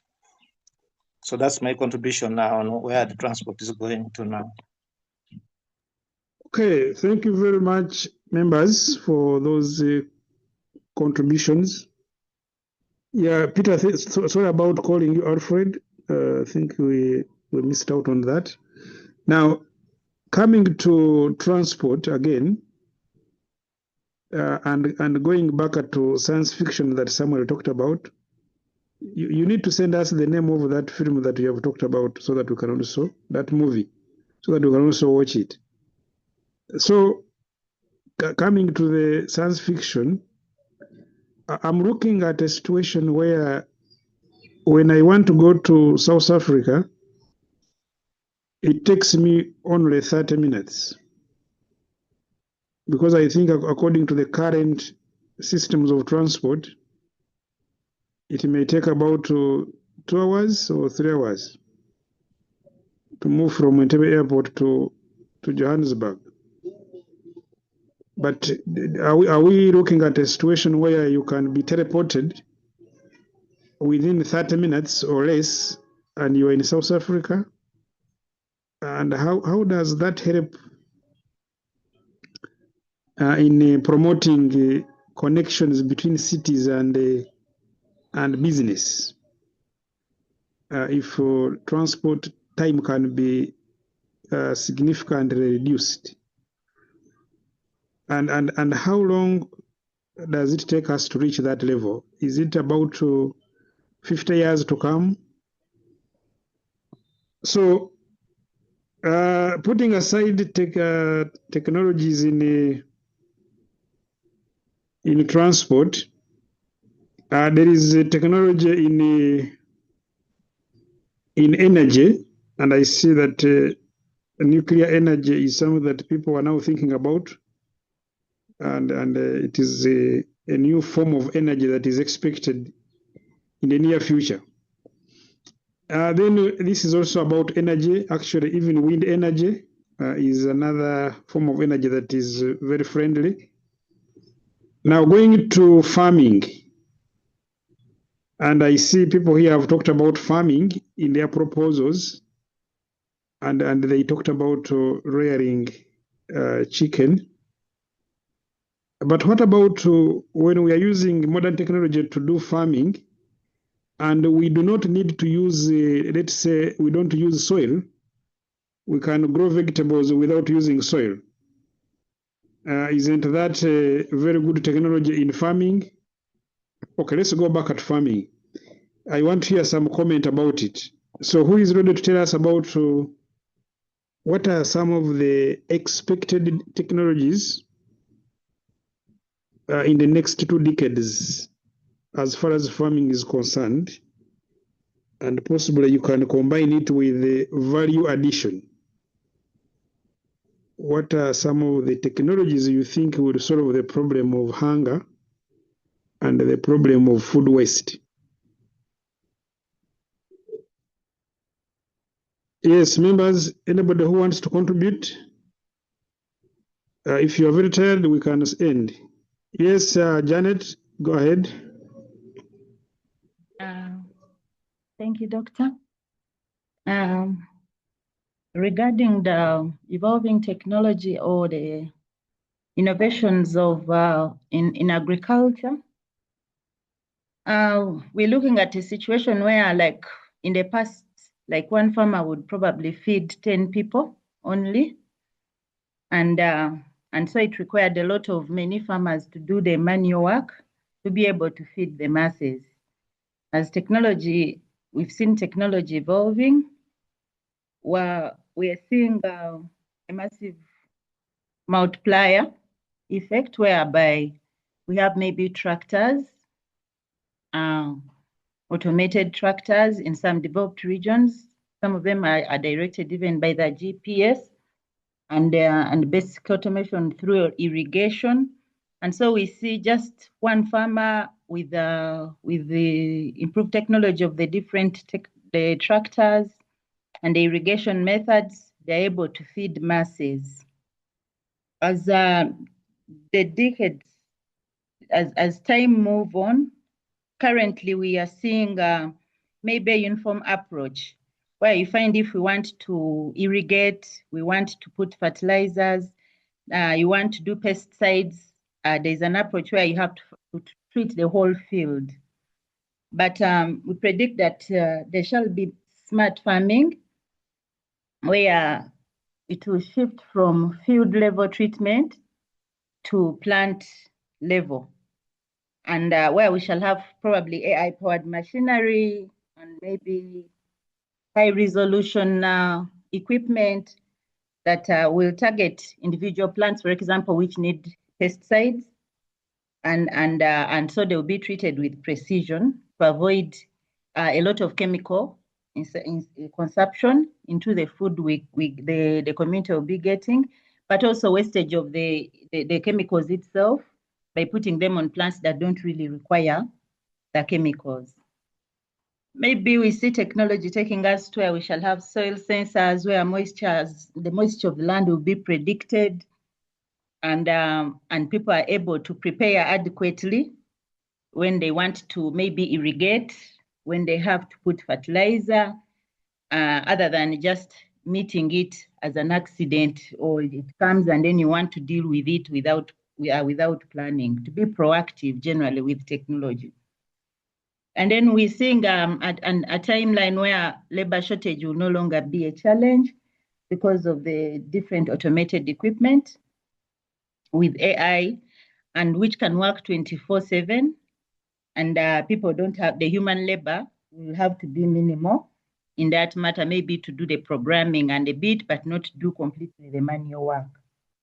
We also foreseeing AI will have to move from simple automation to probably predictive analytics, and see that in the future, maybe this land, there will be, the soil will lack enough moisture, and then they will have to be able to prepare and irrigate ahead of time. That leaves the less developed, probably countries like ours, behind, and whereby if we don't have such kind of automation, we'll be left behind and cannot compete in the global economy. That's what I'm saying, Doctor. That's what I can say on agriculture innovation. Okay, thank you very much, Janet. I may say that 80% of the things you have said that are likely to happen are already happening in advanced nations, like in the Netherlands. They have all those measurements and all those prevention of disease and all those precision that we're talking about. They have all those technologies that are aimed at maximizing productivity.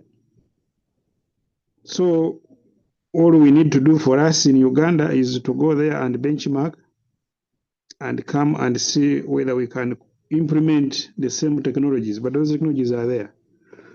Okay, I'm seeing there are no more comments and we are almost coming to the end of the time, but I know that you don't have a lecture beginning at midday, so we can use a few more minutes,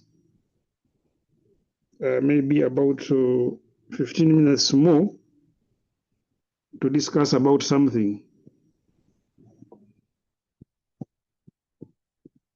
Okay, let me see whether I can have the document here.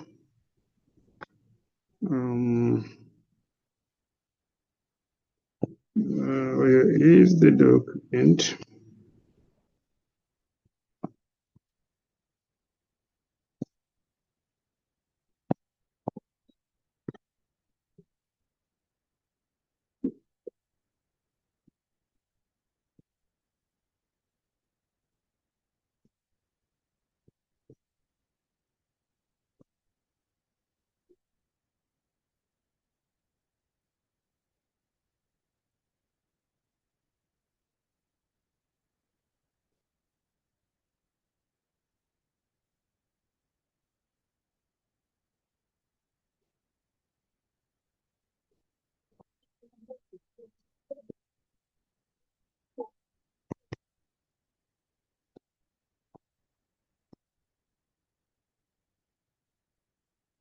Okay, we come back here, stop sharing,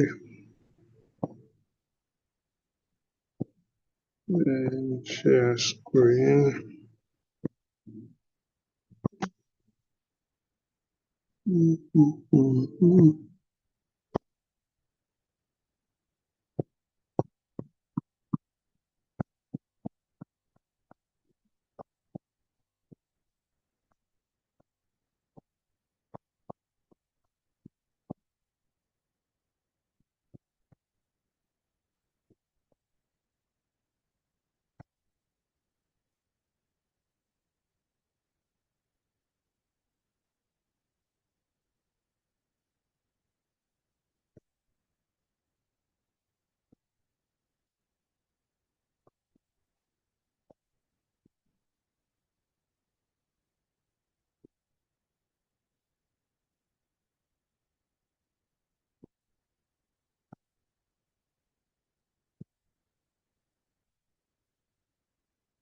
Okay, so what I want us to discuss specifically is this topic,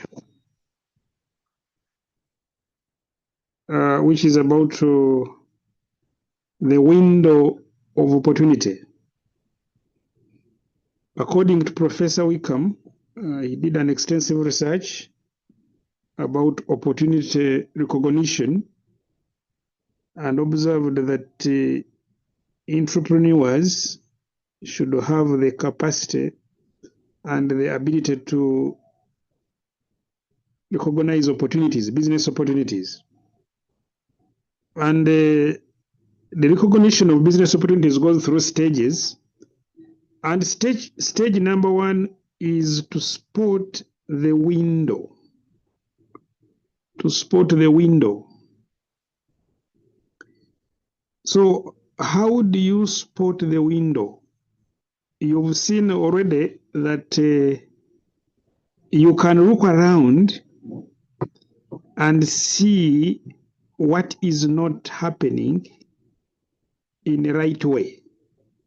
What is it that within your community people are complaining about?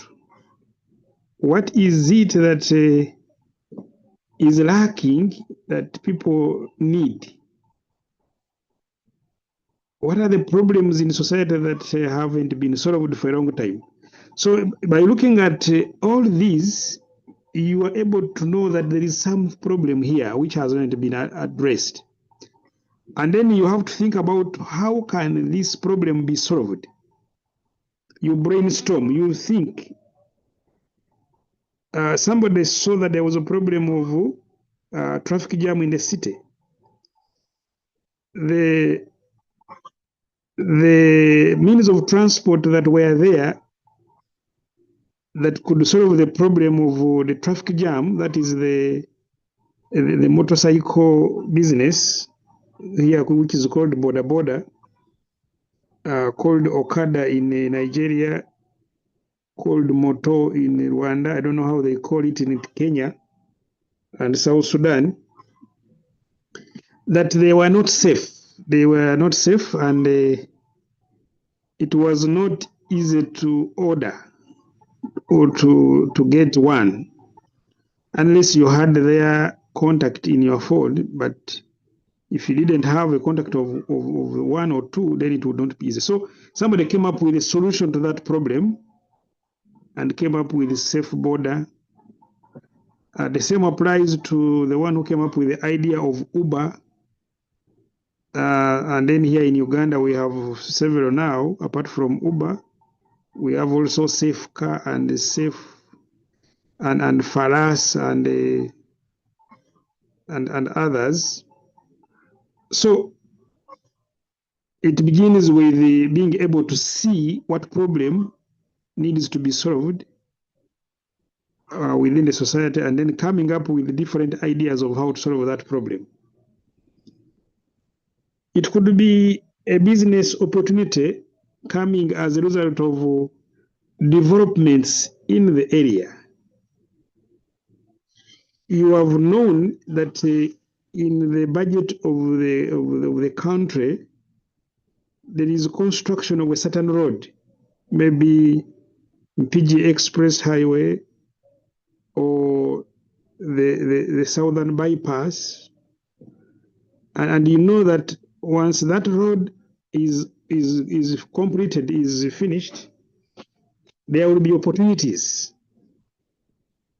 The land around that place will gain value, will be more expensive, and you are spotting an opportunity there.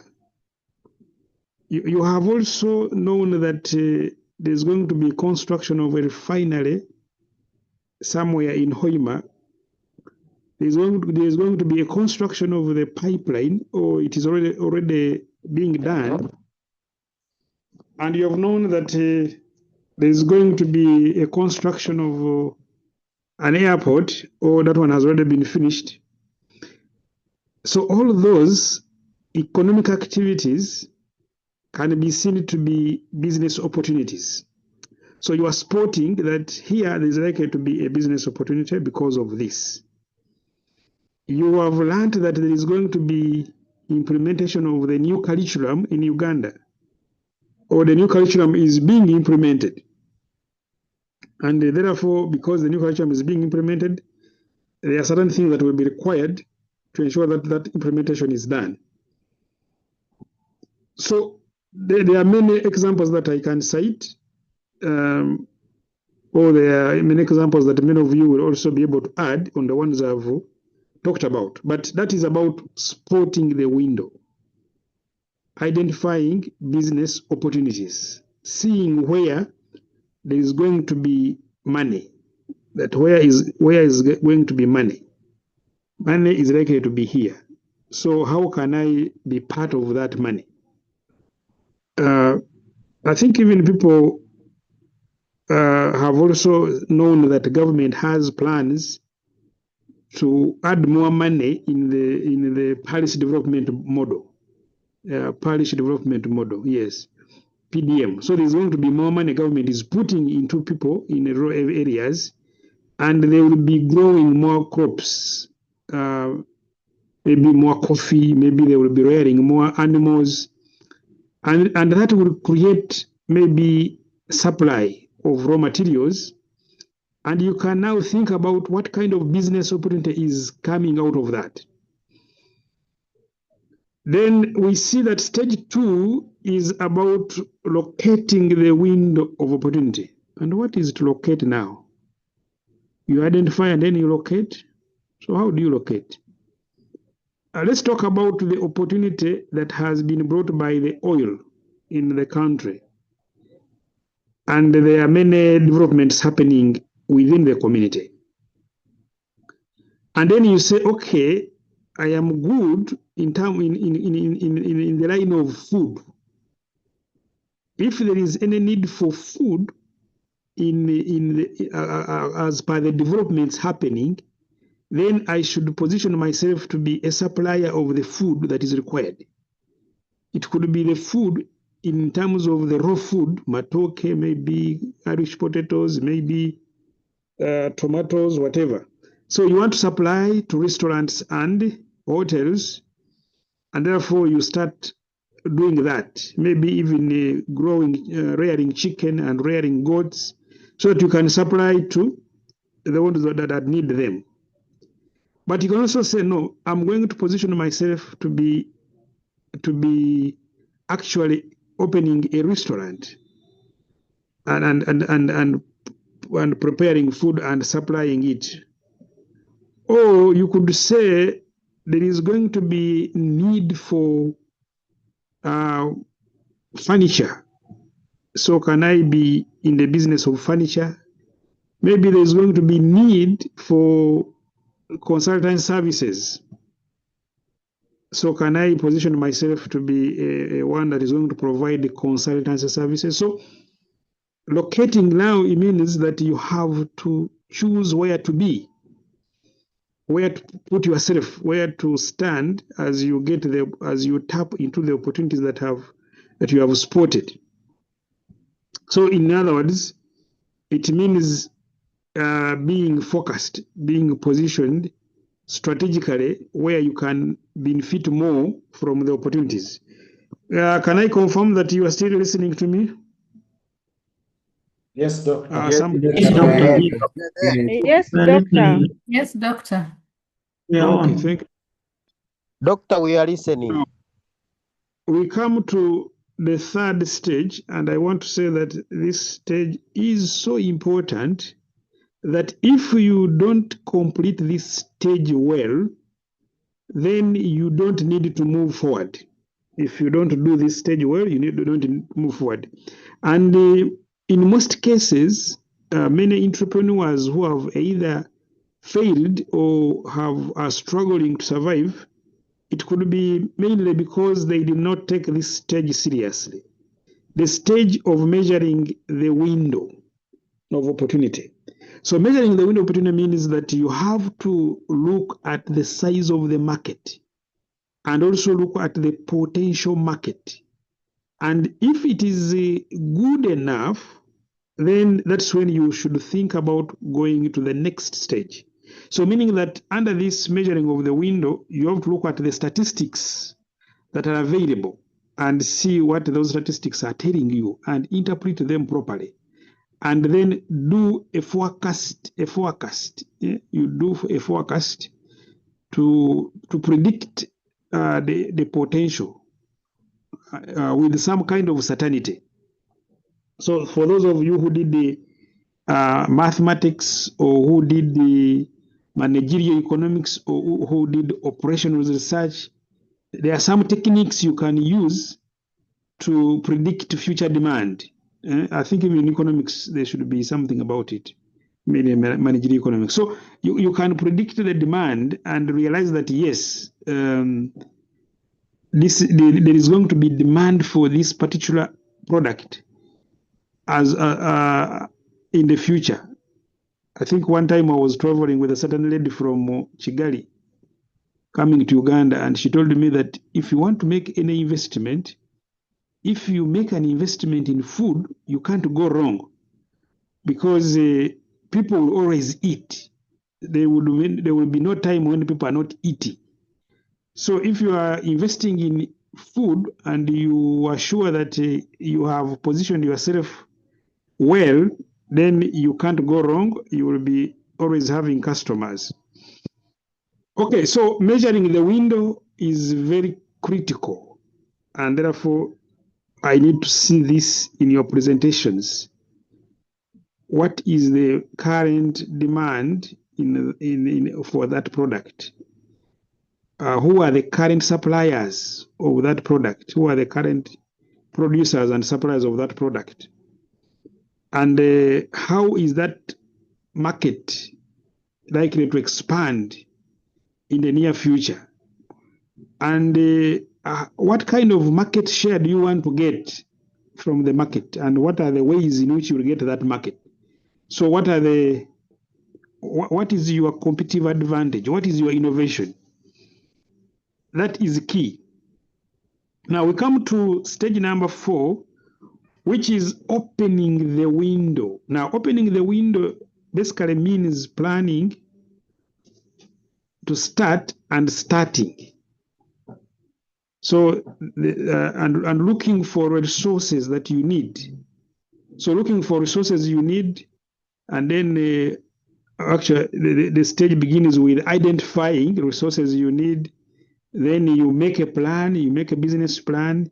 You go ahead and look for those resources, financial, human, technical, all the resources that you need.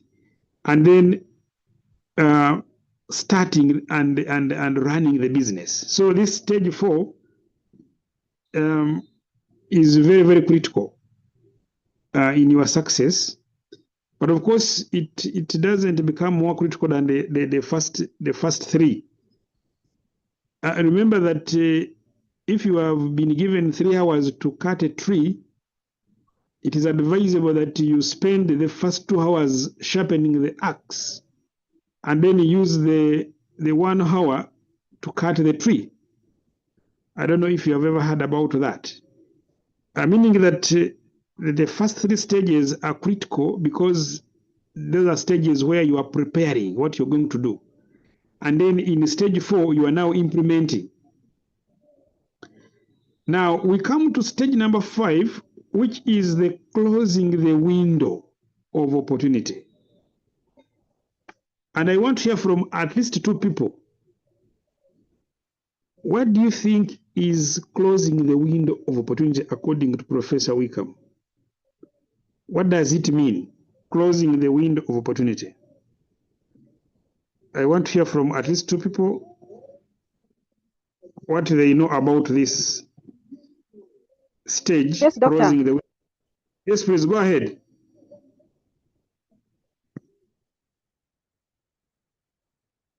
Doctor.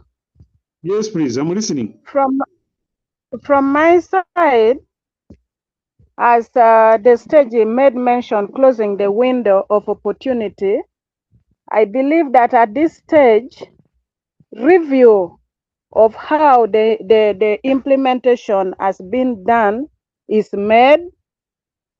Evaluation is also made.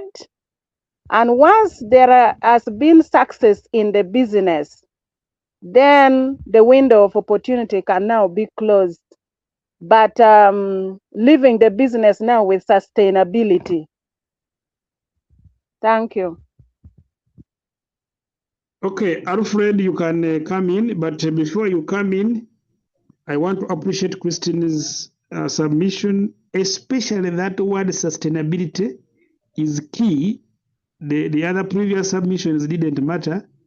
What mattered most was that word sustainability. So let's go to Alfred. Yeah, thank you, Doctor. Yeah, from my own understanding, closing the window of the opportunity is when one has identified the specific sector or the project that one will be basing in, and then one has already started moving ahead, gaining now the strength in advancing the business. Thank you. Yes, thank you very much, Alfred. You haven't yet hinted on the real thing. Remember, I said when Christine mentioned sustainability, I said that was key. But let's hear from Ronald. Ronald, what do you have to say? Closing the window means how are you going to make your business unique that other people may not imitate what you're already doing, and how you can sustain the business in the long term? Okay, with those words from Ronald, I don't want to add anything for today.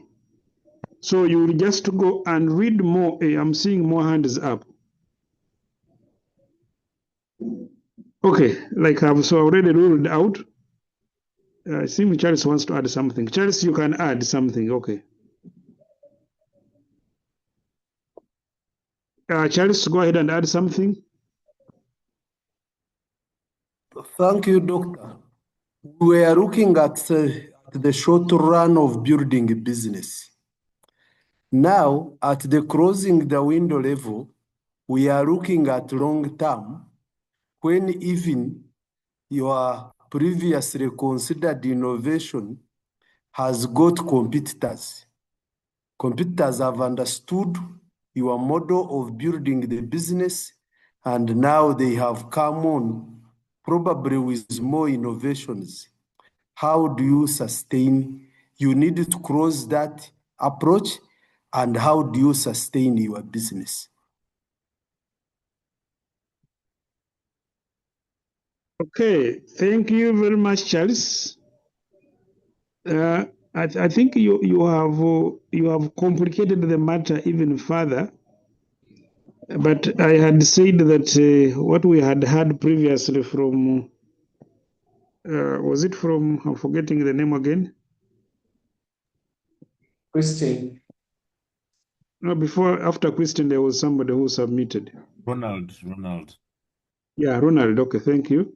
So what we had heard from Ronald was adequate for today, but now you have kind of complicated issues. Now, closing the approach, you don't close the approach. We are saying that you have to find a way of being unique. You have to have a differentiating factor, or you should have what we refer to as a competitive advantage. But your submission now is telling us that your competitive advantage should be sustainable. So, what is a sustainable competitive advantage? Actually, the key implication is that you have to close out the competitors. Closing the window is actually meaning that you close out the competitors. So do something that will make the competitors stay away, and therefore you are always ahead of them. So your submission now is telling us that even when they are trying to catch up with you, you must find a way of staying ahead of them. So continuously innovating and continuous improvement is what is being talked about here. So like I said earlier, go and read more about it.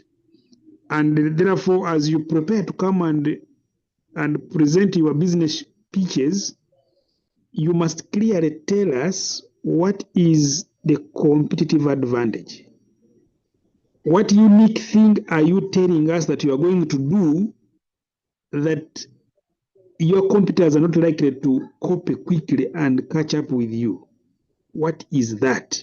So that is key. So you must look at what are the different ways of closing the window of opportunity. Which one of those different ones do you have the ability to implement and sustain in the long run? Okay, having said that, I want to wish everybody a nice Sunday, a nice week. Those who support sports, you have some games today, but maybe because you already have the trophy, the games don't make a lot of sense. So you are just going to watch for formality. Otherwise, asante sana. Thank you, Doctor. Okay, doctor. Asante, doctor. Thank you, doctor, and congratulations, Arsenal fans. Go enjoy. Thank We haven't you, reached doctor. there now. Karibu. Thank you, doctor. Someone Thank spoke you, about a doctor. movie. Please tell us the name of the movie we watch. Was it Tell about the us to transport? join him and they watch together. Thank you, doctor. Was it about the transport? Yes, someone, everyone is a witch. Which one? No. Actually, the teleporting also, you can also watch the Matrix if you The want to title see is the The Other Gender teleporting. is a Witch. The other gender is a witch. The other gender is a witch. Women, the other gender, women, they're the witch. That's the title. Okay, thank you. Okay. You are being recorded. All what you are saying is being recorded. Please be careful. That gender is a witch. Be careful of it. Oh my God. Okay. Inshallah. Even the Matrix actually has it, the teleporting. The Matrix also has it.